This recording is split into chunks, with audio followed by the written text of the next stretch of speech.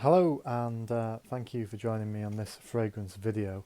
In this one we're going to look at a little bit of a battle between a well-known fragrance and its more recent flanker.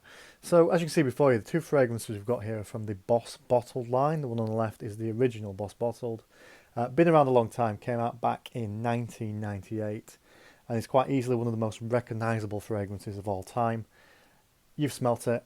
People you know have smelt it. People you know have worn it. It is quite common, and as I say, because it's been around a long time, it is extremely well known.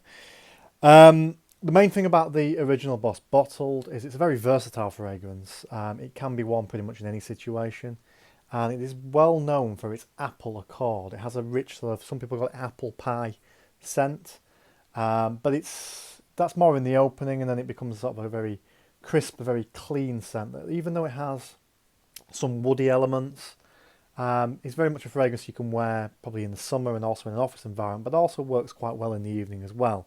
Now, we don't need to go into too much detail about Boss Bottled because, as I say, I'm probably telling you everything that you already know, with it being such a common fragrance. But what we're going to do is compare it to this more recent one that you see on the right, which is the Eau de Parfum version. Now, just to mention, there has been a lot of flankers in this line. A few years ago, there was Boss Bottled Intense, and then there was Boss Bottled Intense Eau de Parfum. This is not either of those, sadly, which I'll come on to, because I was hoping when this was released that it would kind of rekindle some of the niceness that was with the Intense version, which unfortunately has been discontinued for reasons I can't explain. So what about the differences of these two? Well, noticeably, you'll see at the outset that they do look a little different. The one on the left, the original, is more of a yellowy colour, whereas this one's more of a light brown. It's definitely darker, richer, and you kind of expect that with an Eau de Parfum concentration.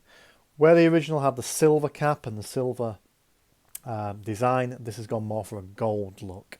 If you care about boxes, because I know some people do, the original box looks like this, and the box for the new one is pretty much the same. The only difference is it's got more of a gold tinge rather than silver, which again is in keeping with the presentation for the bottles themselves.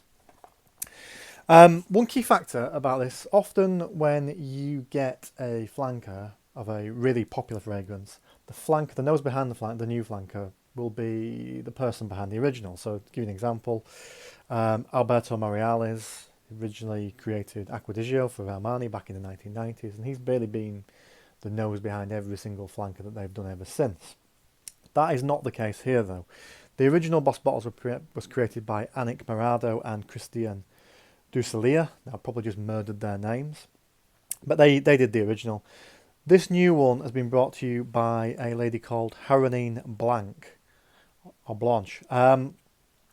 Now, she is the lady, or the nose behind the Night and Day fragrances for women by Fragrance One, which you may be aware is Jeremy Fragrance's line. But she's not done masses of male fragrances, only a handful, and not really any ones that have kind of captured the imagination or been massive successes. So this is kind of new territory for her. So what can we tell you about it? Well, it came out in 2020, so fairly new release. And it really does build on that original Boss Bottle DNA as you'd expect. When you sniff this initially, you will still get that blast of apple and that real vibe of Boss Bottled. But it goes in a slightly different direction. It dries down. It becomes slightly different. So while it still has the apple and cinnamon vibe, in the opening I do find this to be quite a lot sharper than the original. And dare I say, less pleasant. When it dries down, it starts to shine through with a bit of sweet chestnut and cardamom comes in, gives it more of a richer, darker feel, a more warm feel, which suggests to me as well that they've aimed more at the kind of autumn scent kind of market with this. Because as I said before, the original is very versatile. This one less so. It is certainly a warmer scent, certainly a colder weather scent, but not a winter scent. Probably, as I say, autumn or fall as you call it in the US, or even early spring when it's still pretty chilly. This will sort of fit that bill essentially. Now, a couple of bits and pieces also just to quickly run through. I'm just going to give you a breakdown of the notes. Now, I'm not going to go through the notes of the original Hugo Boss because, as I say, we all know it, we've all smelt it. So what's in the new one? Well, it's apple, as you can imagine, black pepper, bergamot, there at the top, and then the mid, you've got cinnamon, chestnut and cardamom, and then at the base you have musk and vetiver. Now, I've got to say, well, the cardamom and the cinnamon and the apple definitely come through with a little bit of cardamom, a little bit of chestnut. Don't really get much of those base notes. The vetiver in this is pretty non-existent from what I can smell. Now that could be that I'm just nose blind to that scent, but I can't pick this out out at all. Other bits and pieces also to mention. Comparisons. Because it does have cardamom, there has been a number of people that have said it shares some similarities to Yves Saint Laurent's La Nuit de L'Homme, which is definitely a cardamom, well, the original formulation anyway was cardamom based. I don't really get that. I think that kind of comparison is slight madness, because really when I sniff this, and I've got La Nuit de L'Homme in the cupboard at the side of me, which I could dig out if needs be, but I don't really see any similarities. I think if any do exist, they are somewhat minuscule. But each their own. People have different noses, they pick out different things, so I can't say they're wrong. It isn't something that I would agree with, essentially. Other bits and pieces also to mention. Well, you probably know with the original Boss bottled, it had decent projection, it had decent longevity, and that's what it was. It's decent. It wasn't beastly, it wasn't world class in any way, shape or form, but it was extremely respectable. With this new version, the EDP, well, it's an EDP, so you should expect, as I say, something that's denser, something that's richer, something that would give it a fullness and a more of a long-lastingness or a longevity, to use the right term. But weirdly with this, I don't kind of get it. And again, it could just be me going completely nose blind to it, but after a couple of hours wearing this scent, it's kind of lost on me.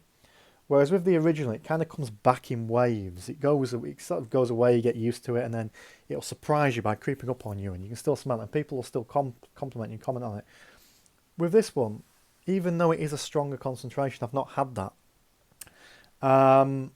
And my girlfriend really loves Boss Bottled, and she's not picked up on it so much because she bought me both of these as a present. She bought me the EDP thing; it'd be a stronger version of Boss Bottled because she loves it so much, so she wants a stronger version of it for her own benefit as much as anything.